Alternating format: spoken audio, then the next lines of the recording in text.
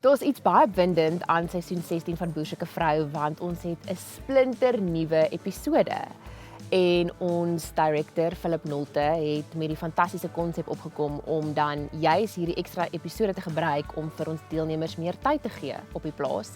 Maar daar's natuurlik 'n kinkel in die kabel en ek dink die episode was ook 'n groot reality check, want daar is opgeset vir 'n eviction wat nie plaasgevind het nie.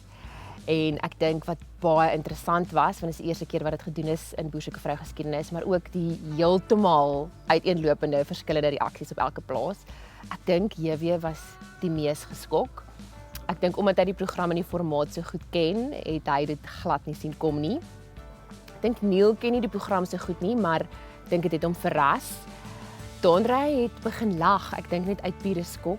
Quintus was die enigste boer wat ek sou sê regtig gelukkig was oor die ekstra tyd, want hy het regtig 'n behoefte daaraan gehad. En daai ekstra tyd het sy keuse verander. Dit was ook die enigste plaas waar ekstra tyd sy keuse verander het. Jacques was ook dink ek geskok, veral omdat daar alreeds net 2 dames op sy plaas was. Maar soos ek sê, vir baie van die deelnemers en veral vir van die dames, het dit mens bewus gemaak van die erns van die situasie, en ek dink baie van hulle het daardeur geïnspireerd gevoel om wel bietjie uit hulle dop uit te klim en bietjie meer te gesels en bietjie meer oop te maak, want dan besef jy eintlik wat op die spel is. So ja, ek sou sê dit is 'n episode waar realiteits-TV op sy heel beste is. Dit was ook vir my splinternuut, so ek het ook geen idee gehad hoe dit gaan uitspeel nie, en my hart het 'n paar keer in my bors geklop, want ek is soos ja, dit is splinternuut. Ons weet nie hoe dit gaan uitspeel nie, maar ek sou sê op elke plaas het daar iets goed van gekom.